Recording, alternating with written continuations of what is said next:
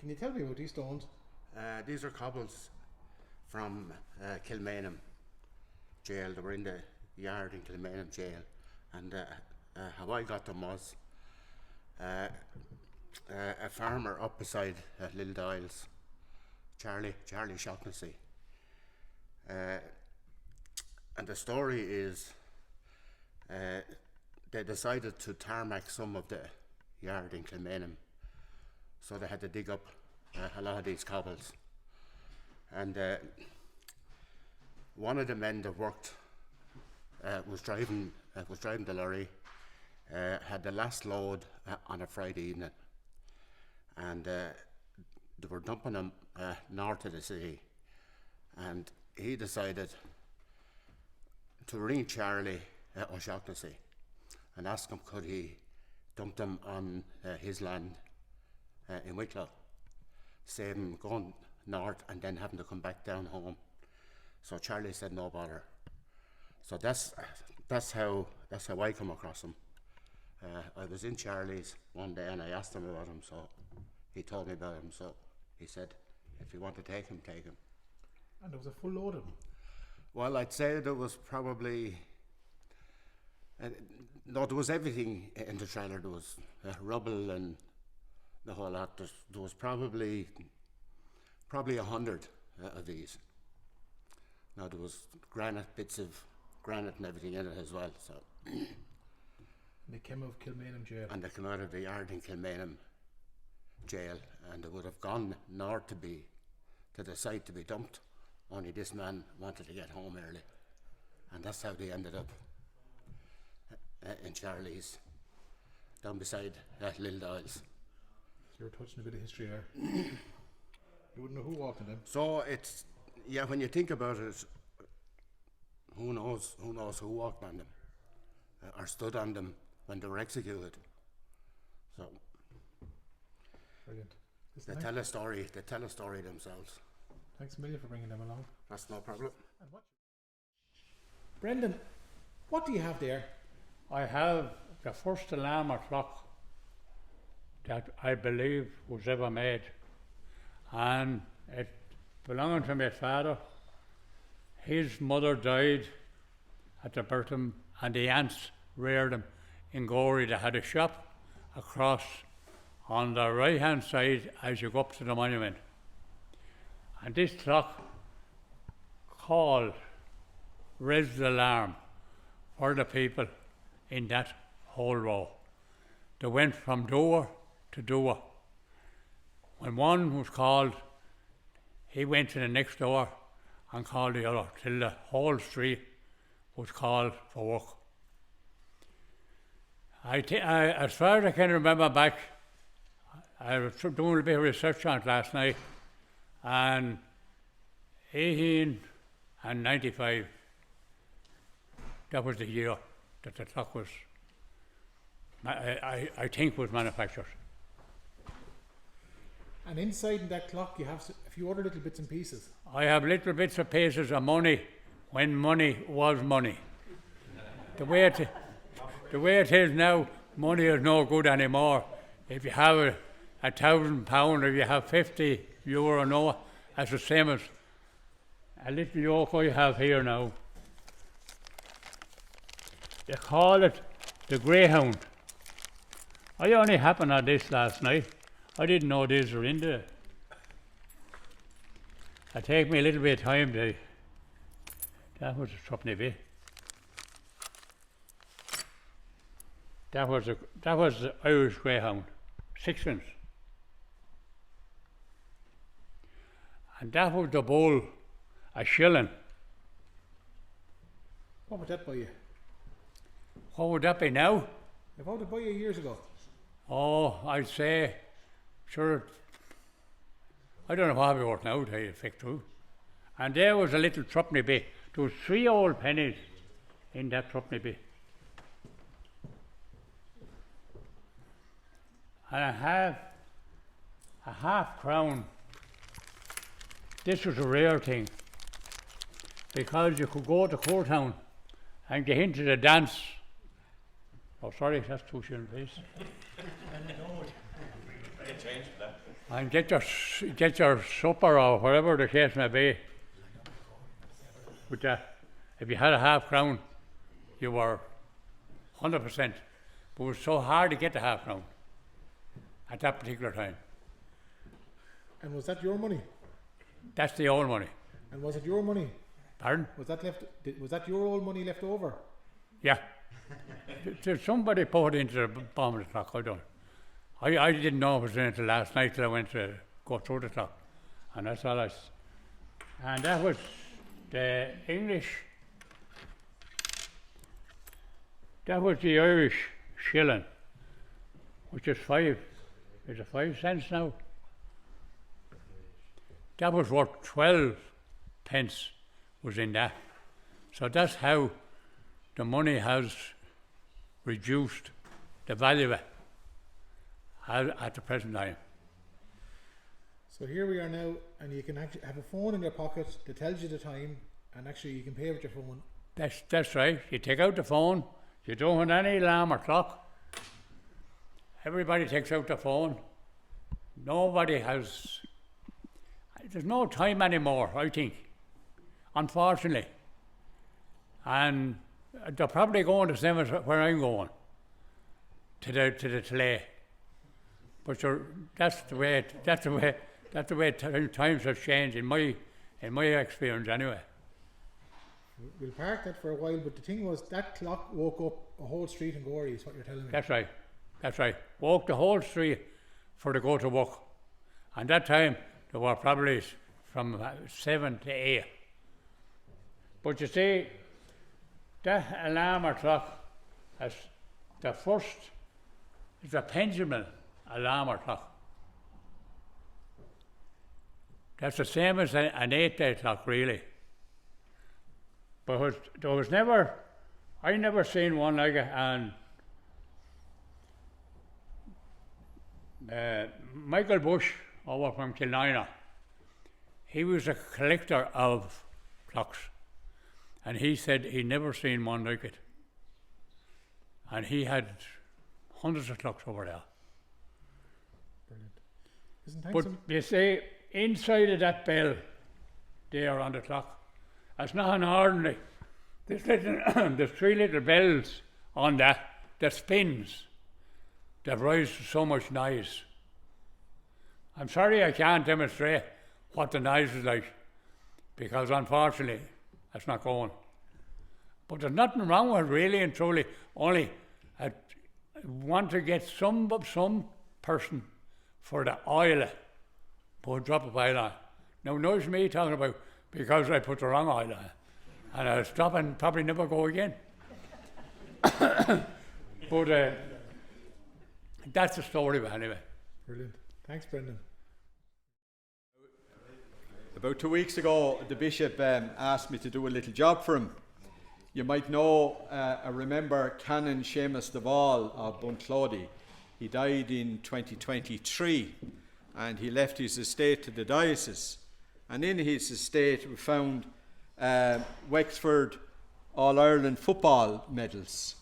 If you remember, I'm a Wicklow man and a goat sucker and proud of it, but anyway, Wexford won the All-Ireland in football in 1893, and then they won the 4 in the row between 1915, 16, 17 and 18.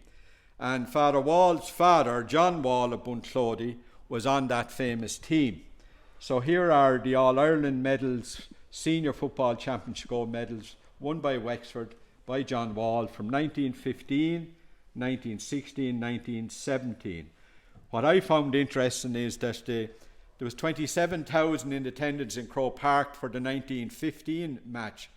There was only 3,000 for the 1916 match, which was held in December, and there were 6,500 for the 1917. Obviously, Father Wall's father didn't play for the 1918 team, so there's only the 3 All-Ireland medals. But also in his estate was 2 Leinster Final Football Championship medals, one in 1915 and 1917, also won by John Wall of Bunclody. Unfortunately, these are going now to the GA Museum. There's another medal here, Wexford Junior Football Championship silver medal. I think it's won by John Wall, I'm guessing 1913. Definitely a Wexford medal with all the Wexford iconography on it. And also there is he must have played for Kildavin himself, Canon Wall. But then he lived in Bunclody, and there's a Carlow Junior Football Champion silver medal. And there's also a Seamus Keevans Cup, that's the schools. And Father Wall, if some of you remember, was the principal of St. Peter's College, and it was won by St. Peter's College in 1972.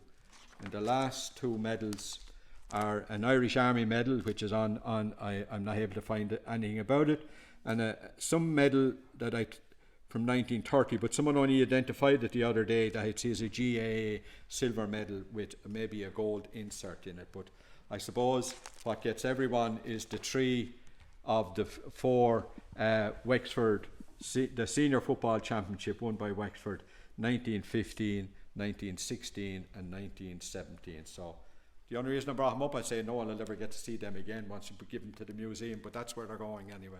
So that's it. That's not mine, but Cannon Wall's. All right. What do you have, Terry?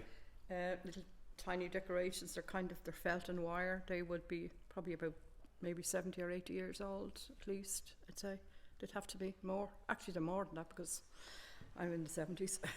So they would belong to my mum and dad, and they would belong to their parents. So when they were getting married, they were given these little decorations. It's just a keepsake. Can I see them there? Yeah. Well, one of them has a string on it, and believe it or not, I actually put it up on my own Christmas tree last year. The grandchildren were fascinated by them. This one here, she's lost her hanger. But yeah, there's this is, if you love anybody enough, do you love anyone enough to give them your last Rolo? When I was expecting my last child 41 years ago, my husband was going across in traffic one day, and a camera guys from, I don't know, from the radio or television stopped him and said, if you love anyone enough, would you give them the last Rolo? So he said, oh yeah, I would. So he brought it home to me. So that Rolo there is actually, the sweet is actually 41 years old. Never eaten it. I wouldn't like to eat it now either. Okay, so these are just little, Michael, you know where I live. These were left in the shed. They would have belonged to Catty Bulger. Okay. And that's one is a little whisk. Whisk. Yeah, little whisk. Yeah. You wouldn't be you'd be trying to do your cream or your eggs with this. I can't even turn it. I'm just afraid the whole thing will fall asunder. But that's what you would have used. Now, I do remember when I was a child, my mother had something almost the same, and you would whiz it around. But if you were very bold, you'd be licking the cream off the edges. There was no worries about catching your tongue in it because it wasn't an electric one like they have nowadays. This is Millennium, Dublin, 1988, and we got milk delivery to the door. Everybody probably knows we're all kind of similar age group. Used to have to wash out your bottles at night time and put them on the doorstep the next day. So many of these were printed. Not everybody got one, and it was to commemorate the Millennium year. Okay, so this belonged to my husband's mother, and it was, as far as we're aware, his granddad was away at sea, and he brought it back as a little gift. So there's a little bulb that you put in there, a tiny bulb and a little tiny 2-pin plug. Do you have any idea of the age of that? No, I don't, Michael. Actually, probably. Can you? What do you say, love? Can you remember? Probably early 60s would have came home. Early 60s. I thought it might have been older than that. Early 60s, yeah. There's a little Toby jug. He's actually made in Germany. I don't know. He used to have a spoon in him. He used to put little bits of jam or marmalade or something in it, but we didn't have a spoon anymore, so we just had a fork instead. Was that from your home place, Terry? That was from my home place, yeah. In Dublin. In Dublin. And now this here is kind of a funny story. 1973, February, we got married, 24th of February, and we went, we toured around Ireland on our honeymoon, and we went to a place called Durty Nelly's. And when the guys realised behind the counter that we were on our honeymoon, they said, "Oh God, you'll have to try the mead." So I have tried the mead, you know. What's the mead all about? Oh, it's fertility. If you drink it on your honeymoon, you'll become pregnant fairly quickly. And I thought, don't know, can't believe that. Anyway, this story ties in. Will you show me the bottle there? This ties in with this. Here's the bottle there. So that's the Durty Nelly's bottle from 1973. 1973, February 73. Okay. And in your other hand. And in the other hand, 6 months later.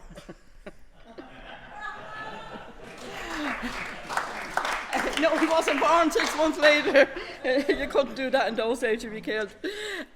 This was myself and 11 other ladies, 12 of us in Hollow Street, were asked would we take part in, I suppose it was kind of like a survey, I'm not really sure what you call it, but take part in this, and we were all going to be scanned at certain stages in our pregnancy from 6 months up to 9 months. And they did say that some ladies would present themselves up to the hospital and they had no idea, like some would be bigger, some would be smaller, but they had no idea how far in pregnancy they were. So as it turned out, on the day that my child was born, the first lad was born, was on Christmas Day, the 25th of December 1973. That's what I say. We got married in 73 and in February. So I have the original negatives here, and the reason to scan, I mean nowadays they have scans and they pay big huge money for it, but these were the first scans actually carried out in Hollow Street Hospital that they gave you the results of the scan. So it is quite important that people share this. I didn't know at the time what I was looking at. A few of my friends said, "Oh, you'd know it was a boy." I don't see how you could know that was a boy there, but however, anyway, it was a boy. And then I have a coin from, it was a competition in 1997, and it was a Bank of Ireland, to do with the Bank of Ireland, the European Commission. And it was to let me know that I was the winner of a commemorative medal representing the euro, the chosen name for the single currency, which is now enclosed. And there's no monetary value on it. Well, no, there may be as for a collector, but that was the actual euro coin. Can you see it there, Michael? And there's the back. Okay. So what year was that, Terry? 1997. Can you show me the letter? Yes, I can. So how did you win this? How did you get that? Well, it was a competition. When I used to love going to courses and classes years ago, and then there was an exhibition, and it was called Money, A Journey Through Time, Dublin Castle, from the 27th of December 1996 to the 14th of January 1997. So myself and a few friends went in. We all put our name down on a card, and we just threw the card into a box. And several weeks later, well, it wasn't really all that later, it was 20th of February, I got one, and my two friends were age and they didn't get one. I don't know how, it was just a coincidence, you know, it was just the luck of the draw. So that was a prototype euro? Yeah, exactly. I can. So an early euro coin? An early euro coin, yeah. And then, I don't know exactly what they have written on the back, I've never actually quite made it out. Okay, so I got, these are just decimal coins. There was a nice little lad here a few minutes ago, I think he had to go to a match. Will you show us what you have? Okay, this is a half crown, and because I was born in 1950, this was, my dad gave this to me a long time ago, but it was a half crown, so it's an English one. Okay. So that's 1950, the same year as you were born? Yeah, okay. And that's a tradition, isn't it? Yeah, and when you were getting married, this is a decimal coins for the English ones. Actually, there was a man who spoke earlier there about old coins. The morning I got married, my dad gave me a little tiny, a rabbit coin, a three penny piece. I still have it. He said, no matter whatever happens in your life, you'll always have money.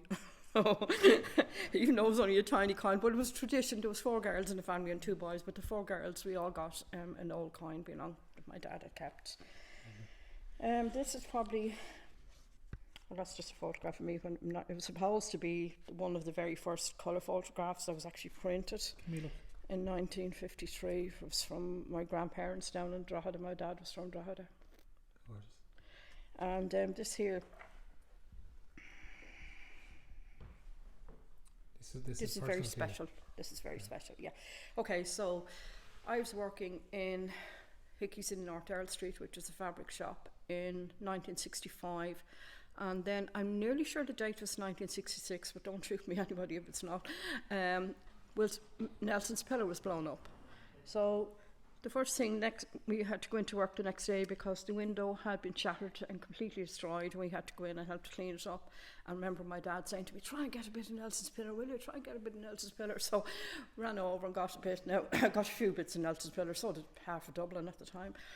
Anyway, I kept this for years and years and years. And when we moved down from Dublin down to Wexford in 1999, brought it down with me. So one day my second son, Matthew, he said, Mum, have you got anything that I could carve something out of? And I said, well, what are you talking about? Do you want wood or what? He said, no, but a stone. So he said, oh, I know. He said, you have a piece of Nelson's pillar.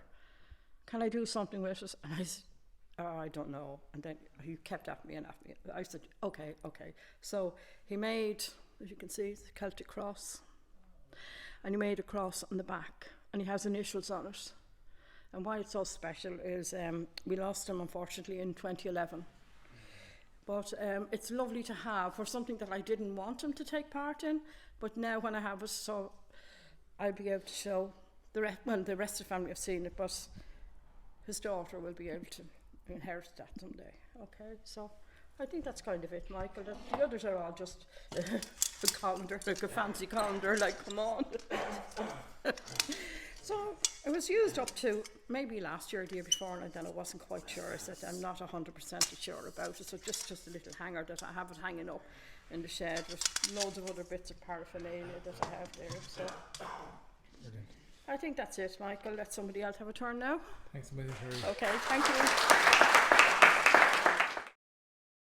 Michael, what have you got first? I have a few things for you, Michael. I have a thing here made by Johnson & Johnson's. Don't know what year. It's a catgut with a needle in it for stitching anyone that had cuts. Now, it was my wife's mother's, and she was, I'd say, way over 100 years old. Yeah. Would you show it to me there? Yeah. So just as a little glass capsule with Johnson & Johnson written on it. Yeah. And inside there's catgut and a needle. And a needle, yeah. So that would be used for like probably emergencies, you know. Why? It has a sort of a hooky thing on it as well. It reminds me of a fishing needle. I'll give it to Brian what it is. It's for fishing. Yeah. That's lovely. Yeah. What else have you got? I have this and these were. This is a.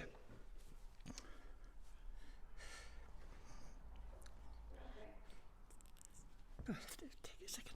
Okay. Yeah. I'll try. Wait. These were given to my wife by Misa O'Toole from Curraclough House back in the early 40s. 45, 46 or there around, you know. That. And then they were an English family as far as I know, and then their brother was a captain in the English army, and he gave that to Mary's brother. And Mary's brother died last year. It's over 100 years old again. And Michael, your poor wife passed away only a couple of years ago, is that right? Last year. Yeah. Yeah. And Michael, that, I suppose, isn't it, as soon as you touch an object, you think it sparks memory? Yeah. Of course it does. Yeah, of course it does. Now, anyone remembers the Metropole Hotel in Dublin? You probably do. Yeah. This is a bar of soap from the Metropole Hotel before it closed down. A friend of mine was one of the bar managers in it, and he gave us a few of them, so I still have it. And this here is a manicure set. I don't know how old it is. It's belonged to my wife's mother, and I reckon it's possibly 100 years old or more, you know. A little manicure set. Yeah, a little manicure set. Now, pens here, don't know how old they are, but they were in with Mary's family for years, and I still have them. And a 1929 camera, or calendar, and it has a few bits that I didn't know until today. To show you how observant I was. Or Mary's three brothers, the dates of birth, and then her mother as well, you know. And Everything is in it as it was, you know, but bar that bit on the back of it. So it's a little calendar It is from calendar, 1929. Yeah. And then inside it, then your wife must wrote down, or someone must No, wrote down. her mother wrote these down, you know. That.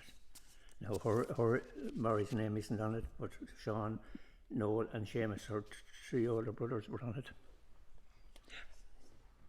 People did that years ago, didn't they, Michael? Yeah, Write they down did, when people were born or Yeah, pass but away. that's or- the whole thing is wrong now because we don't take any more notes. Or that, you know, we should have all these notes in our thing, you know.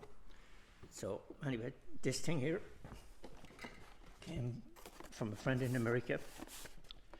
This company called Agway were a farm organisation, and were bought over some years ago. It's a money box. In the original box as it is, it's a bit battered, but it was they were taken over by a company called Ace Hardware some years ago, and Ace Hardware still use part of the name on some of their stores. And what dates on the bottom of that can you That show the me? date on the bottom of that is 1948. So 1948 Yeah. in a paper and plastic. Yeah. It's incredible. Isn't it? Yeah. Now, this thing here, small television, my wife bought in 44 years ago. June gone out, or this time 44 years ago. I thought it was later, you know. It's just June at the moment, you know, and 44 years we have it. And that's a portable television. Portable television, yeah. It still works. It has a radio and all on it. It still works. Yeah. Oh yeah. I don't have a transformer with me to put it on. Now this thing here, I bought. It has wood inserts in the floor of it.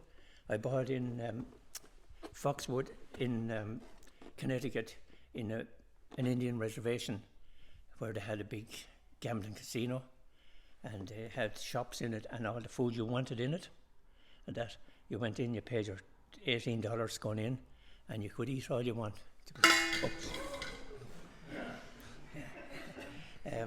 You can eat all you want, and you can go around as many times as you want, and you could come out like a buffalo over it. You'd have to be rolled out. Yeah, you could roll it out. Yeah, so that's I seen it and I bought it and I said I'd hold it as it is, you know. Lovely. Now this, Yes. it's probably 60 years old, maybe more.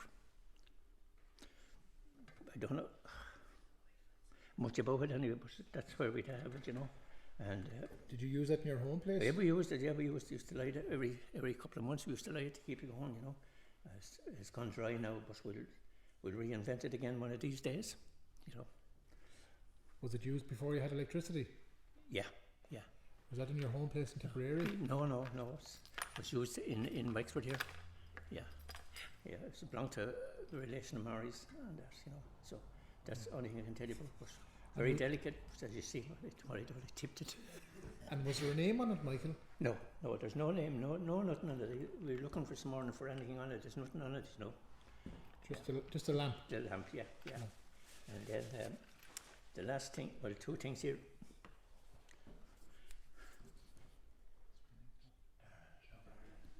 Well, Yeah, it's for darning socks, I believe. Yeah. Don't know what it is, but it's been in Marie's family for years as well, you know. And then this is a little transistor radio. Marie's brother Noel brought home from America 49 years ago. 49 years ago. Yeah. And you were telling me before the camera went on that it still works? Still works, yeah. There's a bit of sand in it. But Marie used to be born and reared in Curraclough. She loved the beach. She brought down with her. Yeah, everywhere. Ireland. Michael, thanks a That's million. it. Thanks a I million for sharing. have more, but we'll bring more the next day. Thanks a million for sharing that with us. Thank you. Thank you. Tell us about the clock, Mick. Yeah, this clock was bought. My grandfather lost his sight back in the 30s, and his brother and my father bought this clock because it strikes on the hour and on the half hour. and that's how he was. Once he got the time in the morning, he was able to know then from the clock striking. It struck once and a half hour, and 12 if it was 12, or 1 if it was 1 or 2, and that was his way of. There was no wristwatch, no phones, but that was his way of knowing the time.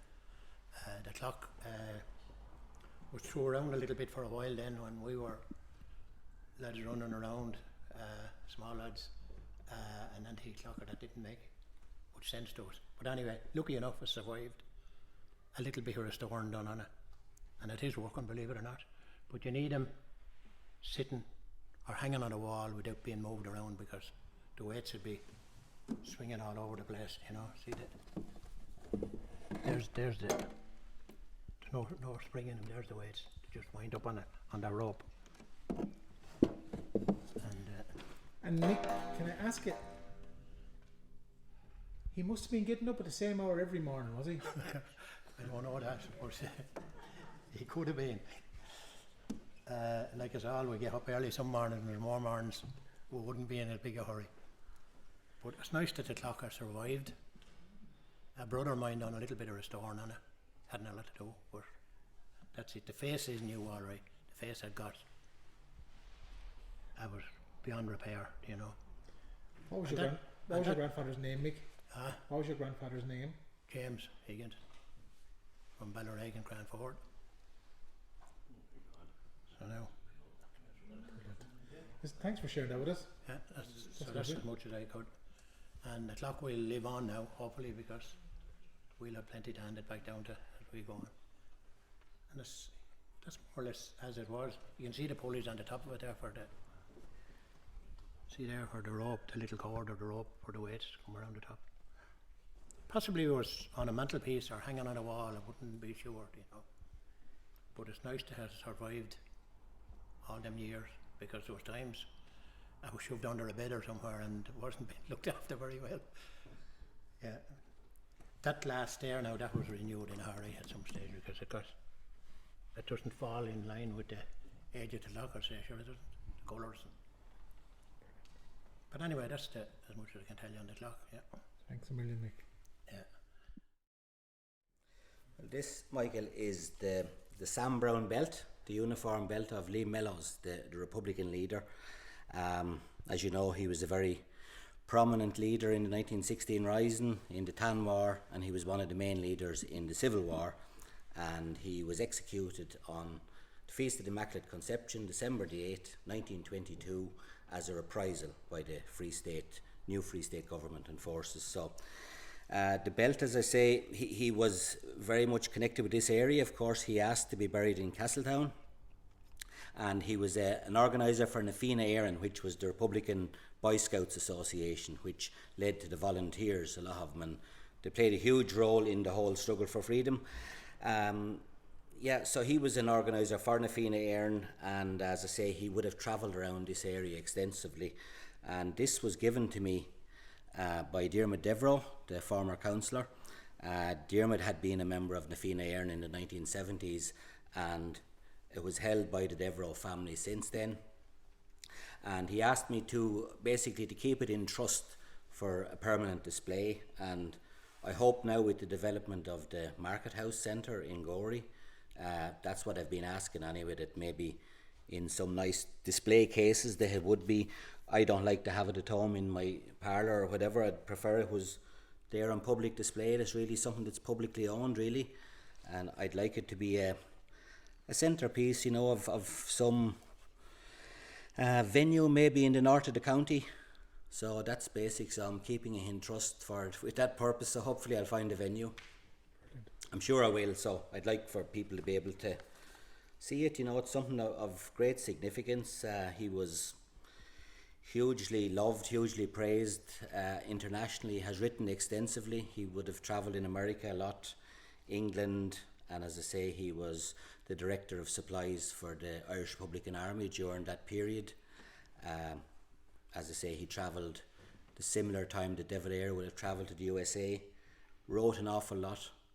A lot of his writings, as I say, have been collated by Desmond Greaves, Lee Mellows and the Irish Revolution, and I did a book myself, just kind of a shortened version of his writings some years ago.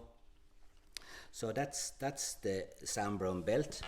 And as I say, he was a Fianna organiser. And the next item I have is which has the Fianna sunburst on the front of it, from the Fianna Éireann flag. This is the book by Maire Comerford, called The First Dáil. Maire again was a Republican leader in 1916, 1920s and through the Civil War as well. And she had a very prominent role. She's associated with Kilmainham. Her people would have come from they were Rathdrum, but her grandparents would have been from Ballinstraw House here in Kilmainham, one of the Esmonds. So I suppose she was known as the grand old dame of Irish republicanism, some people described her as. And she wrote this in 1969. She lived in Sandyford in her later years, but after the Civil War she had moved back to Wexford, and she lived, even though she went to a private school in London and mixed with the aristocracy, she ended up living in poverty on the side of a hill overlooking Hollyford. Basically she was on the losing side in the Civil War, the counter-revolution as she referred to it. So she ended up having this kind of a little poultry farm on the side of the hill overlooking Mount St. Benedict, and the ruins of her house is actually still standing in the middle of the woods.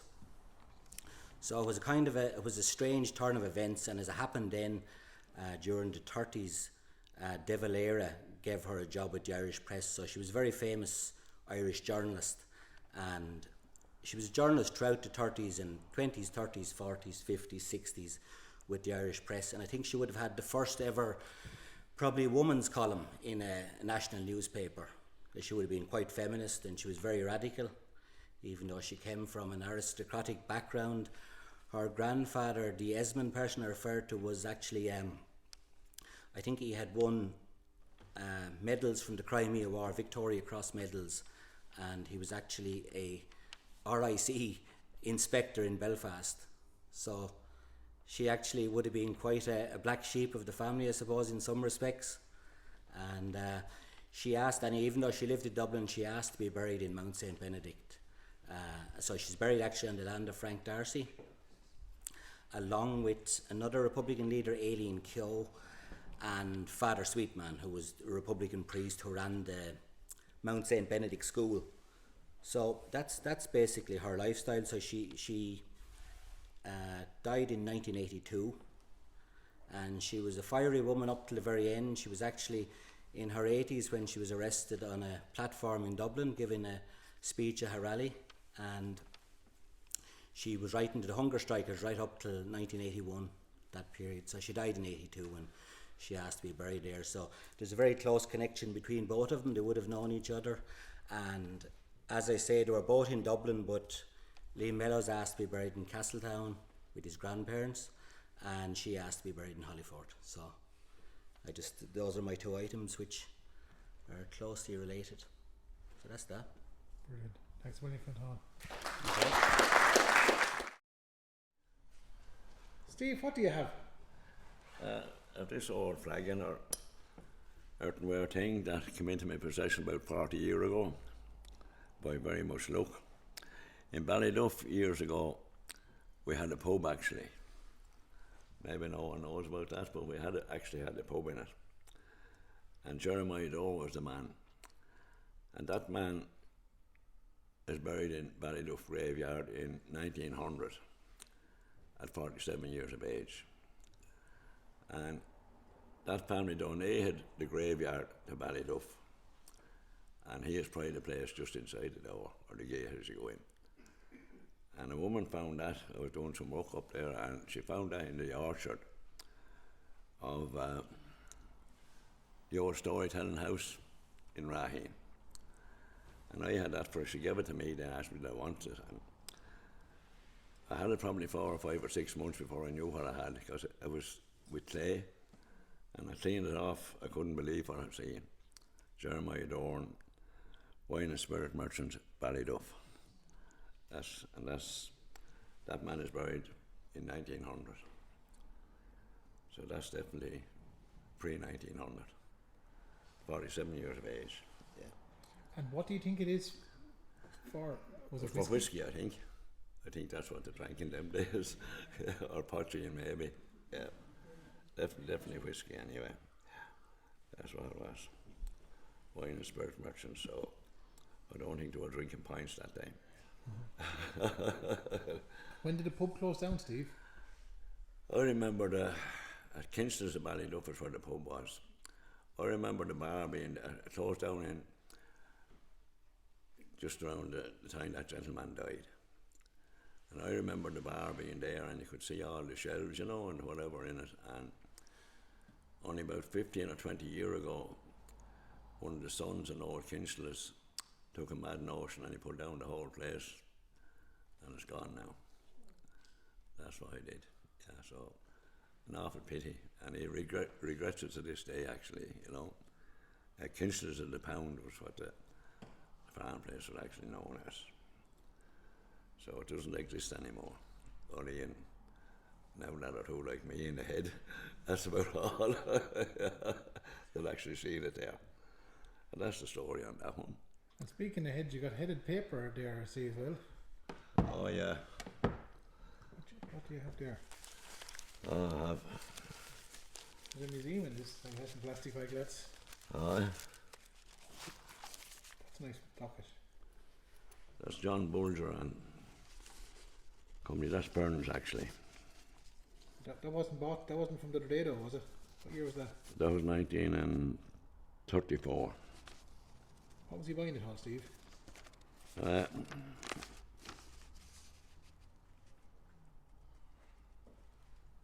haven't a clue. Let's look there. You have a look at it. Maybe you would know how it is. Sack hire. What we wonder? Oh, that was it. That's right. Sack hire at them days. Yeah. 14 shillings. That be right? Yeah, Yeah. You hired the sacks. You hired the sacks. That's right. Used to hire the sacks out. No one would believe you that now if you told them that, would it? There was 20 stone in a barrel of wheat, That's right. 16 in a barrel of barley, and 12 in a barrel of oats. All the same size sack. That's correct. Yeah, September the 10th, 1934. That's when it is. Dan Kennedy, Ballyregan. Ballyregan has come into the picture again, yeah. Now I know why I was tracking you down. What else have you got there? In that? And can I ask you, where did you get all these bits and pieces from, Steve? Well, I got them from Dan Kennedy, lived up in Askamore, remember? That's right. And that was in the old house. A good lot of that stuff was up there. And I got the old dresser, that's where I came from, and settled bed. Dan's nickname. You have that, haven't Aye. you? Dan's nickname. Yeah. We better not repeat it. No. Sorry, not wrong things enough. Yeah, so we got the Cranford Heritage, got some stuff out of it. So the dresser that you showed me back in 2015 belonged to this man here. Belonged to that man, Dan Kennedy, Dan Kennedy. Ballyregan. But it was back at the hill, up in Askamore or something lane, I forget the name of it now. Ballycadden Lane. That's it, Ballycadden Lane. But that's gone now. There was a lot more stuff in it, and I was together when I went back a year or two later. The whole house was gone, the farm place was level gone. Well, I know another dresser in Ballycadden Lane and a settle bed. Not a dresser, not a settle bed, a dresser and presses. Yeah. I'll tell you about that later after this. I was out of this camera. Come here. There was a few other little bits and pieces inside there. What else is inside in it? It was. I forget what's inside it, to be honest with you.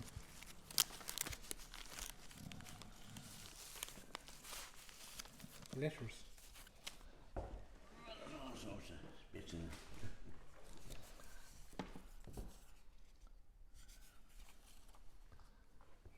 That was a postal order. More postal orders there and whatnot.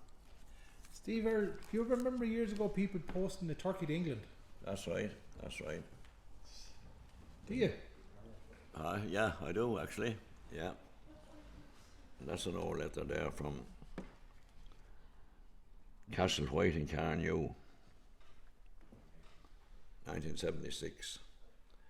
Dear Sis, there was a brother writing to a sis, and it could be.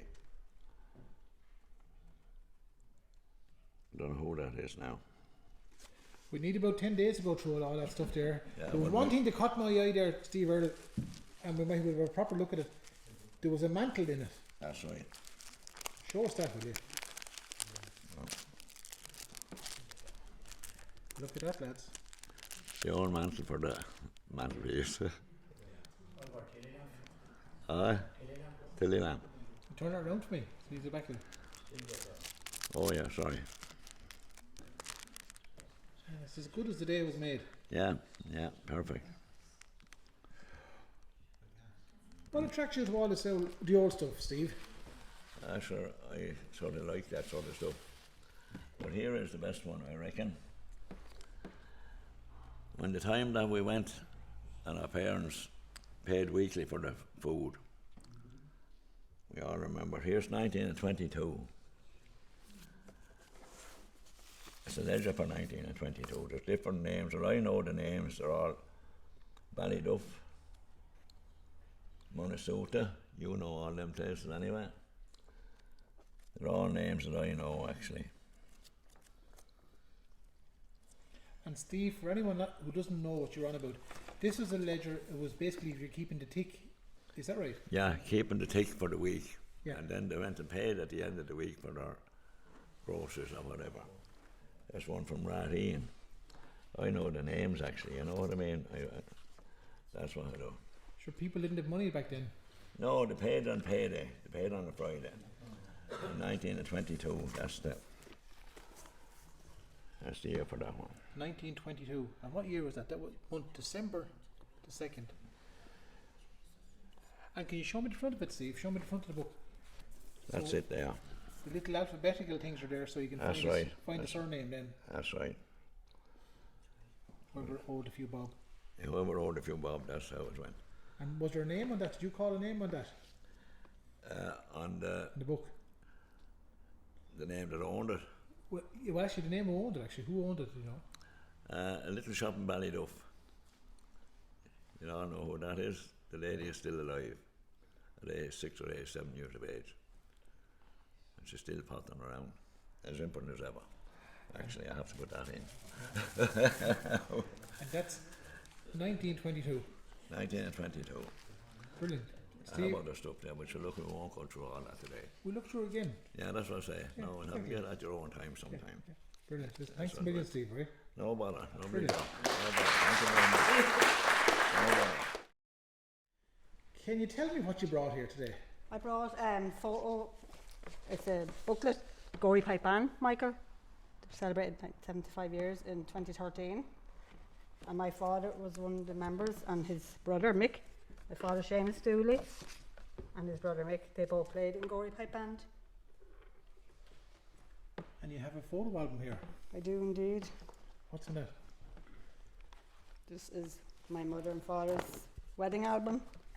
They got married in Dublin, and they were married in, I'm not sure the church, but it was in Sandymount, and then they had a reception in Salt Hill Hotel, Monkstown. There's telegram, 21st of October. Is it October? X, I think it's an X. 1953.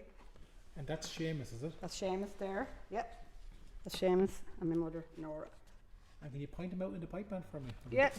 If I get a better picture of him. Where is he now?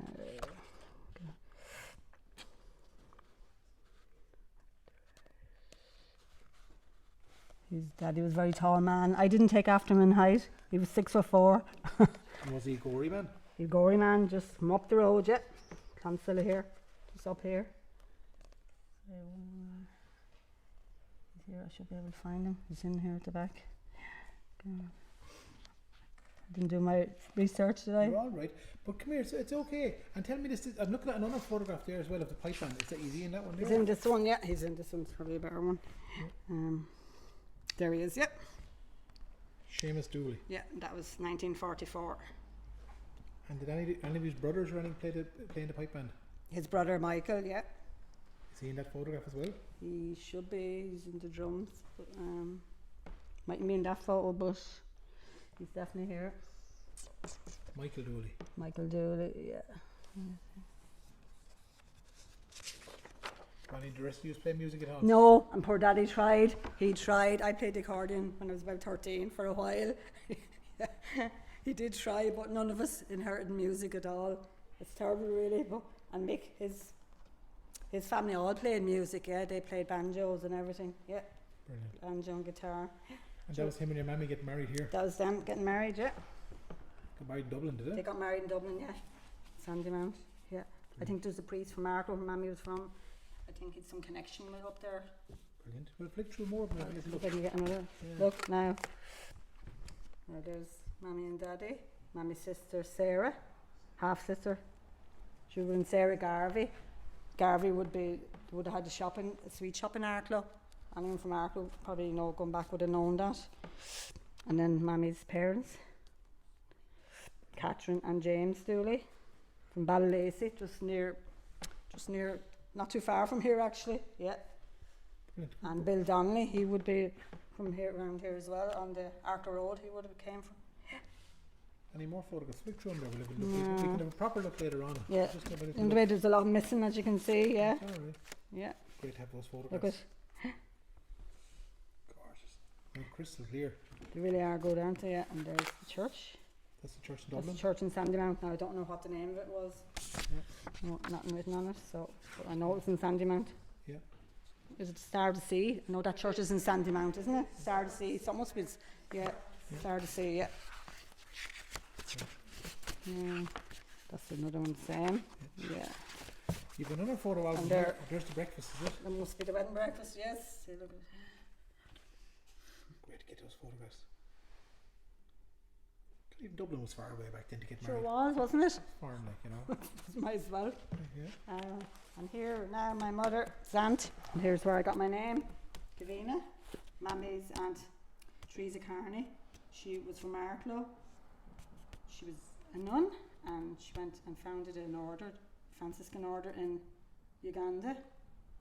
And she died out there after a long time, and the Africans used to call her Mama Kevina. But she was brought back to Ireland to be buried, and they wanted her brought back there to Africa, so she was brought back to Africa. Yeah, to be buried. That's out your there. mammy's sister from That's Arklow. Mammy's aunt. She was Mammy's aunt, Teresa Carney. And she's back buried in Back in Uganda. Look, 1957. Sunday Review. I don't know what paper that was, but it's obviously what's out then. And he's ever go visit her grave? No, God. And she was in an order in Mount St. Oliver in Dundalk. Yeah. That's where she was here before she went to Africa. Did she form her own order? Yeah, her and the Order of St. Francis, something in Africa.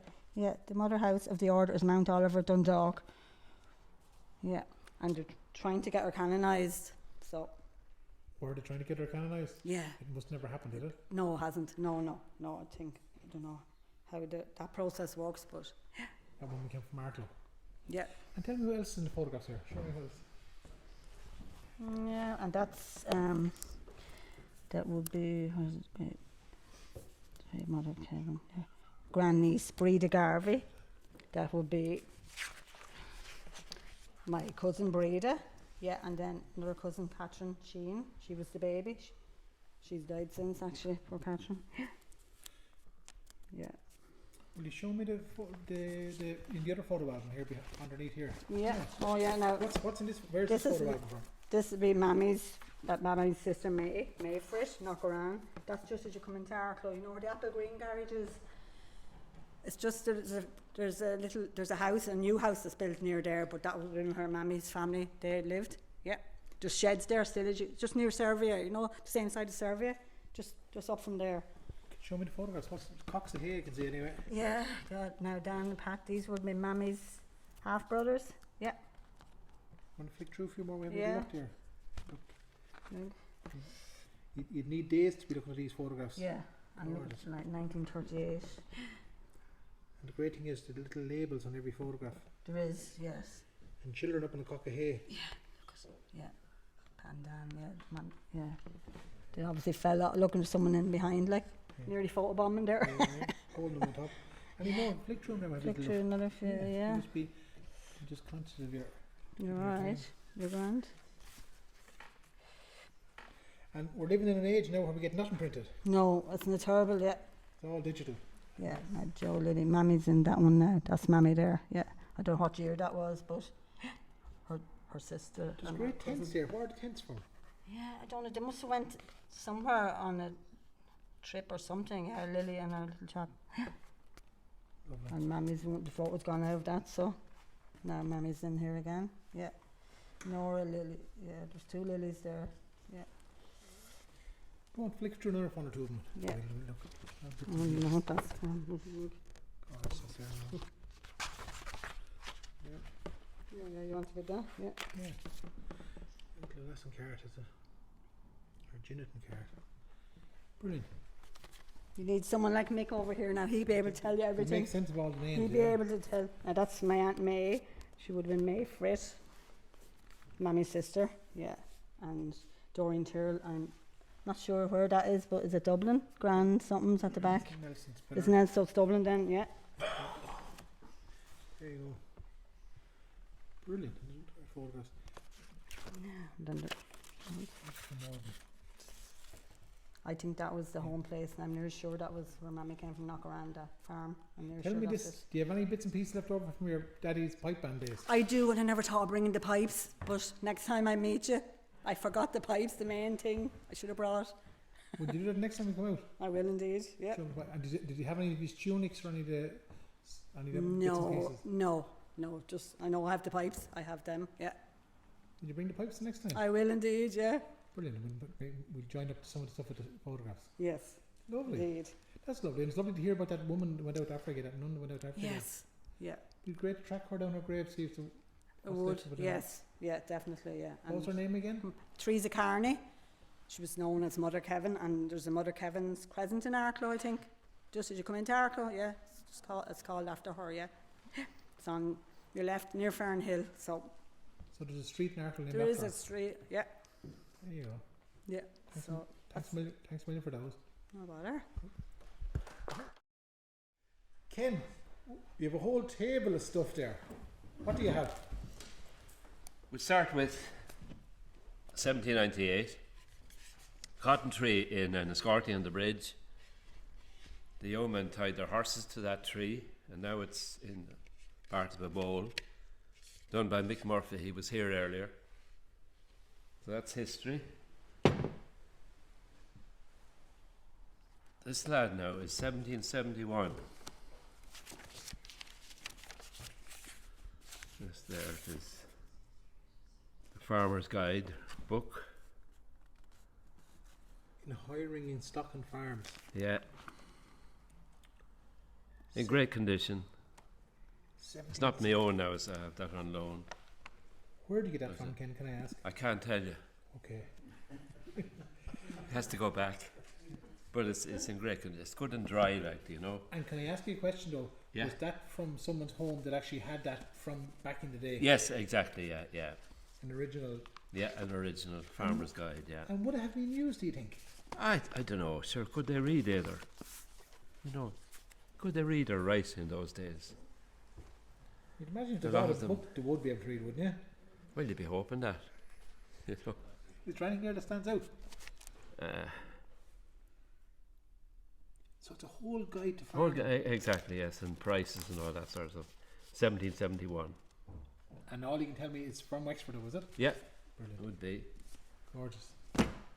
Now, where do I go from here? Bit of personal history.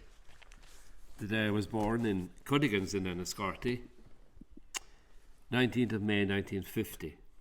There's the date there. And the telegram was sent home to my father from Enniscorthy to say that I was born. Baby boy arrived today, all well. So your poor And look what happened to me since. Downhill.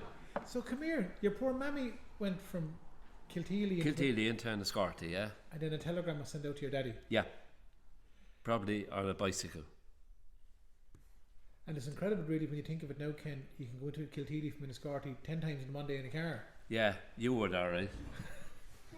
Yeah. Different job. Different times.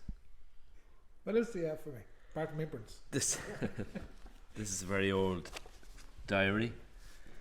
Faggots being sold from at home to people to light the fire with. A whole list of them. When I was up in your yard years ago, we were talking about the old knocks in the fields. Yeah. Mm-hmm.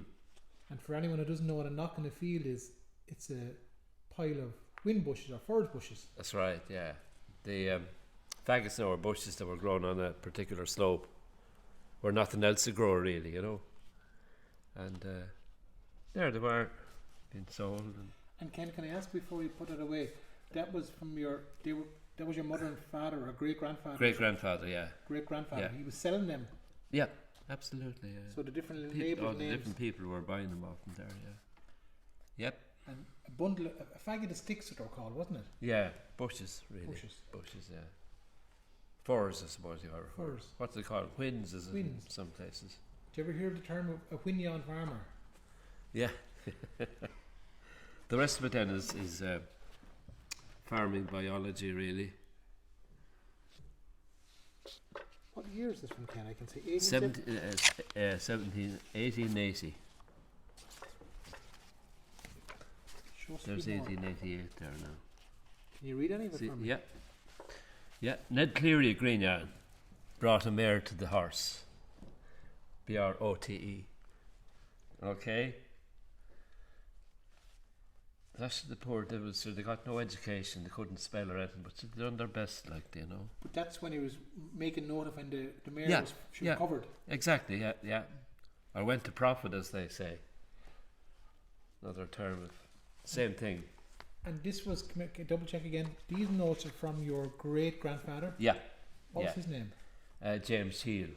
James Shield. Yeah, Timonia, Kilteely. And there are his records. He kept all the records of all the farming. Yep. Every day. And it's readable. You know, they're nice and dry. Gorgeous. Thanks, Ken. And that. What else do you have? This fella here. He's usually they talk about football matches and all that crack, you know, but this was used in the war when there was a gas attack to warn the troops that there was a gas attack on the way. That's what that was for. Gorgeous. I noticed you got a stamp there from Davis's. Yep.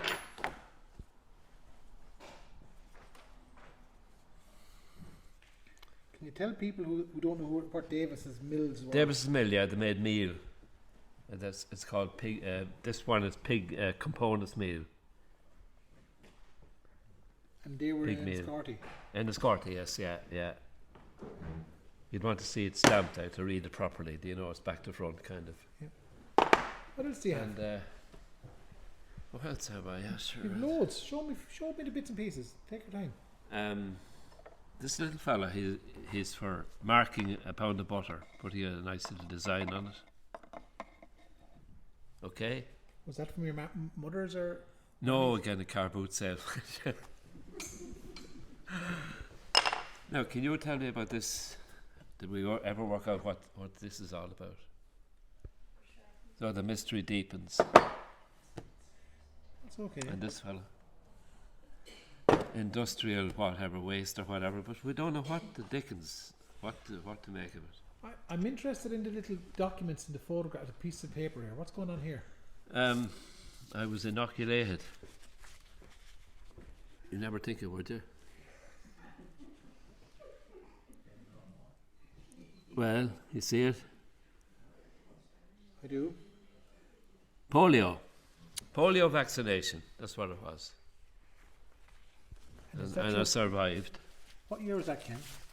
1959. Not 1859. What else do you have? That's a memory card with an unusual size, and that's a lot bigger than the usual one, you know. That's your great grandmother then, is it? Yes, you would be, yeah. A memory card. Yep. I think that was in a frame and hung on the wall, you know, that sort of. And you've a few other memory cards here. Will you show me some of those? those? That's right, it would be, yeah. That's probably the most famous one there, Captain Thomas Doyle. You were talking about him earlier. So, Captain Thomas Doyle was shot outside the cathedral in Liscarty. That's right. By irregulars. Yeah. And he was from Curragreig. Yeah, which is not too far from you. In October 1922. Yeah. There was another man killed with him as well, wasn't there, I think? Yeah, your territory out there, wouldn't it? Yeah.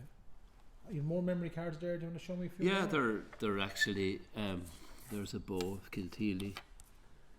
Again, fairly ancient, back in the 1800s. These are old memory cards. It's 1874, 1875. And where would you pick these up, Ken, can I ask? From a neighbour actually who was deceased, and she gave the whole lot to me. What's that? Now, interesting there, it's a funeral from at home. The hearse and carriage from at home down to the church in Temple Shamba costing £10 17 shillings in 1930 by O'Reilly's. And there's one thing I noticed in that, Ken, and I know from other undertakers as well, anyone watching might see this, they actually, when you pay them, they put a real stamp on them. That's true, yeah. So there's real stamps there. 2 stamps there and that. Penny each, I think, wasn't it? Do you have any idea why they did that? I don't actually. You tell me. I'm afraid I can't. You're no good, so. What else have you got for me? My mother and father's wedding.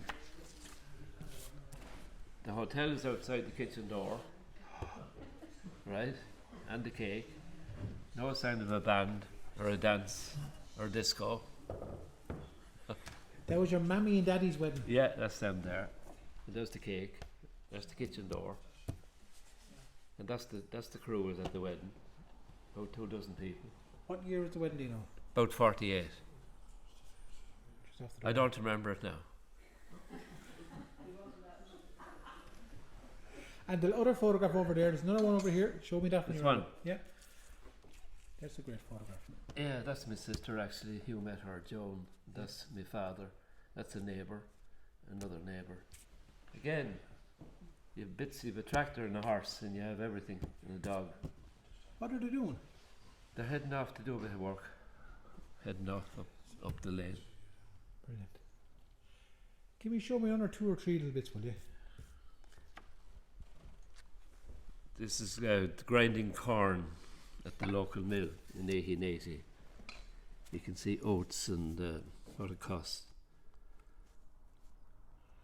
Would that have been Aidan Murphy's mill, Ballymanan? I'd say it was probably Leary's at home, which is quite near to me. Oh, it is actually Ballymanan, yeah, that one is, yeah, but there was a mill nearer as well. See it down at the bottom. So that was the price of getting it? Yeah, written down and paid at the end of the year, probably like £2, 1 and 3, which is nothing. Yeah, the same story. Pricing again. Yeah. Brilliant. And that's still a mystery. Alright. But the bowl there is from the cotton tree. Yeah, Mick Murphy was here earlier and he said he would be back. And the last thing, whatever I'll ask you, is you got a little bar of soap there. Show us that, will you? Yeah, that was a kind of a souvenir when you travelled across the Atlantic and by Aer Lingus. I thought it was chocolate, but I didn't try opening it. I left it so. And come here. Where are the coins from, Ken? Where are they from? They're actually all over the place. I wouldn't be able to tell you now. I wouldn't be great on coins. Just I picked them up over the years, and they're. You able to get in there? There's Miniscarty. That was a prize for winning a cow or something, a cow prize in the show or something. Purebred like Jersey cow daffodil Inniscarty, September 1900. Was that from your mother and father? God bless your eyesight. Was that from home? No, it wasn't. It wasn't from home. No. 1917. No, I have no idea, to be honest with you. Speaking of 1917, will you show me the photograph of you when you were a baby? Me? Yeah. I was a bit after 17 now. There you are. You wonder. You were as imperent looking then as you are now. You wonder what happened to me. There's a lovely little book. I mean, look at the condition of it. Where's that from? Found it at home. Sorry, it's not wicked old, but it's fantastic condition. In Kilteely? Yeah. And would it have been your sister Jones? It doesn't seem to be used or abused, you know. It seems to be in good nick. Now again, I could have picked it up in the car boot sale as well, but the condition is incredible. Gorgeous. I don't know what year you put on it. Brilliant. Kind of a girl's little book. Illustrations are lovely, Aren't they gorgeous? Yeah. Thanks a million, Ken, for bringing all this stuff along for us. No bother. No Sharing bother. with us. In the world. Good. Thanks a million. Okay. You have a whole table of stuff. Can you tell me what you have here for me to see? I will. I'll fly through these for you, and I can do it. They're all different ages. So the first one and the youngest one, or two, are the sawfish and the swordfish, or parts of them.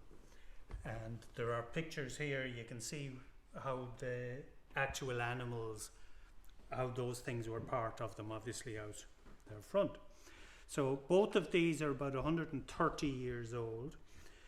It was from my grandfather and his brother, who neither of them I knew, of course. They had gone to Australia after the famine, but they came back about 1895 or so on the sailing ships from Australia. And as they would have done then, because it would have taken weeks and weeks to get to Southampton or wherever they were going, Bristol. And they would have stopped and called off at the various islands in the South Pacific to get water and food and whatever else they had to get.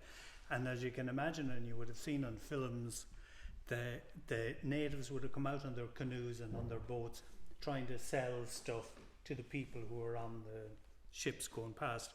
And that's when they purchased or got these two items anyway. Okay, it wasn't that they were out fishing and caught them. They would have got them from as passerbys from the South Pacific, both of them. So they're about 130 years old, and when you feel the weight of them, and this is 130 years later, they must have been very heavy. But then the animals that they came from were huge anyway, as you'll see here in the pictures. So I'd rather them than me to have them anyway. Now, these next items, I found myself as a young fella. I'm from Leitrim originally, and when myself and my cousin were digging out a little corner to pull a rowboat in at the side of a lake, the type of soil there, we knew it as blue daub. It was soft, like a marl. We used to make pottery out of it, as kids. Pretend it was that sort of, it was nearly like putty. So we were digging that out, little corner, to put in the rowboat, and lo and behold, we came across these two things sticking up. We didn't know what they were. They were covered in this blue daub anyway, so it was only when we brought them home and put them under a tap or a bucket or something that we saw they were actually antlers. But on inquiring in the museum in Dublin once upon a time, they concluded that they were actually from the great Irish elk, who was extinct maybe, I think the books say 8,000 to 10,000 years ago or so.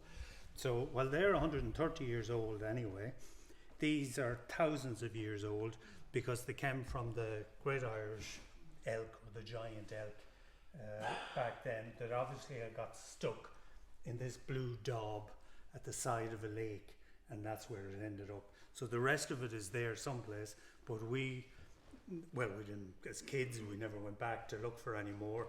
And the lake, in the meantime, the level has been risen to allow for the Shannon-Erne Canal to flow through.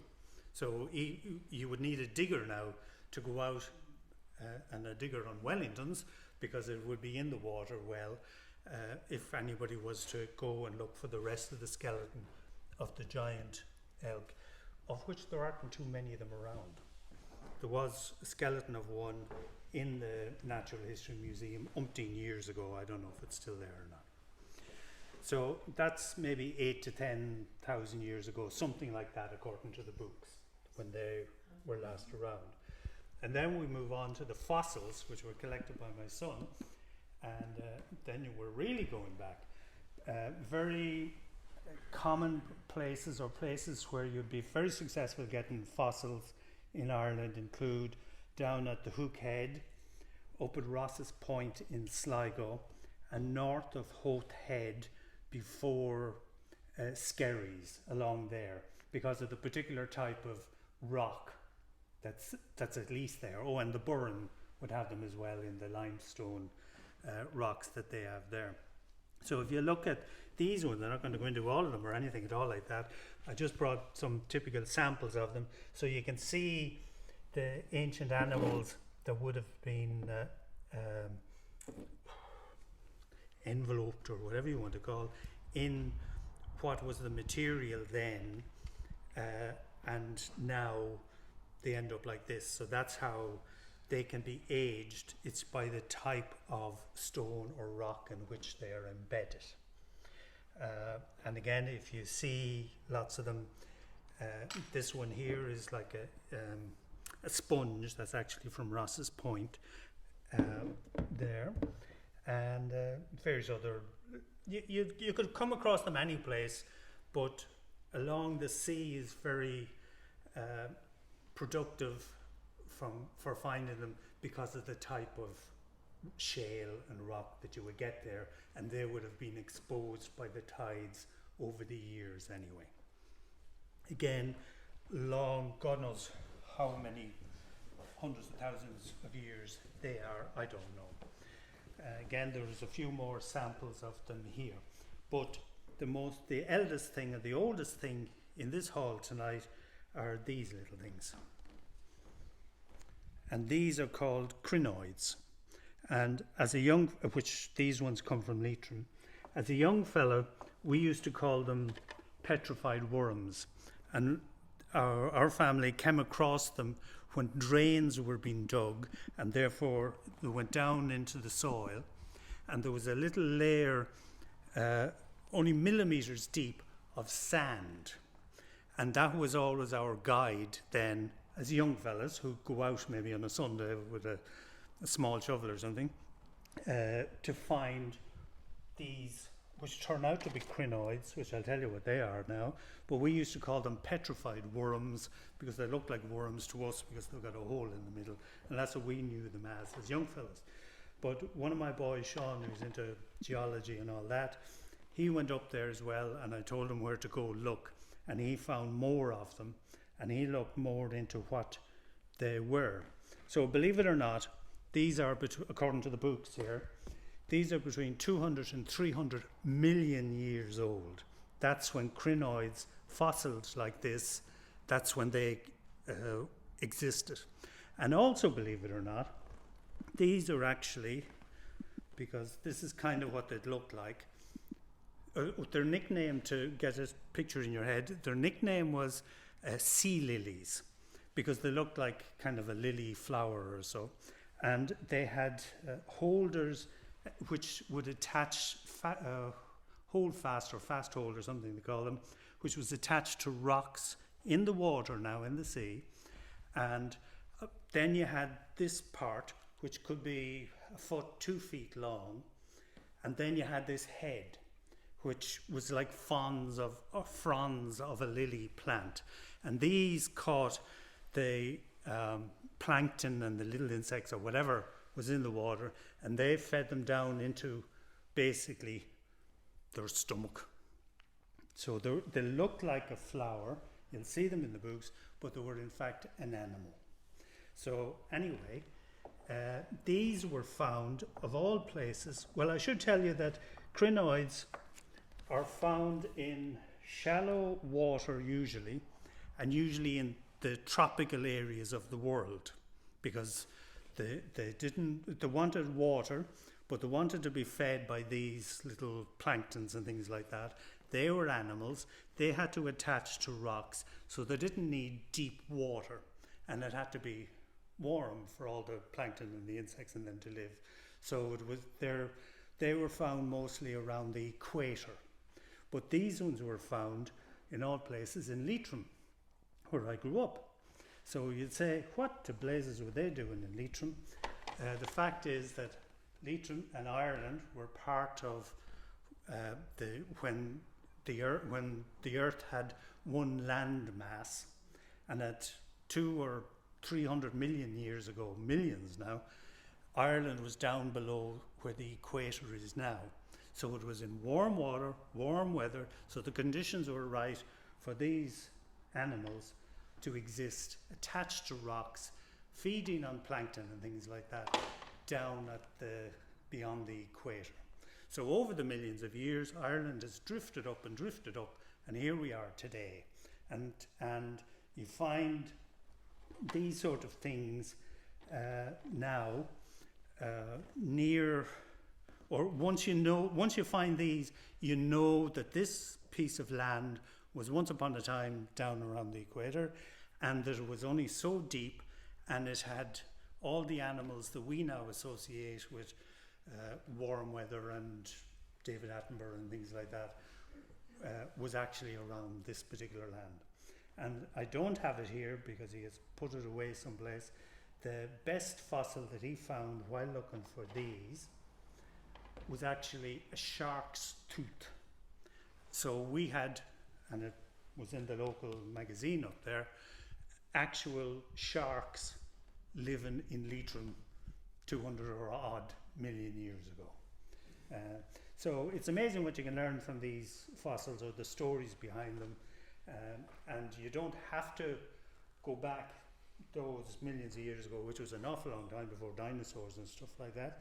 You can go to a few thousand years and there's stories behind what exists, or you go to 100 or a couple of 100 years, and where else are you going to see, certainly in Leitrim or here in Wexford for that matter now, where else are you going to see the likes of these sort of things nowadays? So that's that. Thanks a million. Okay.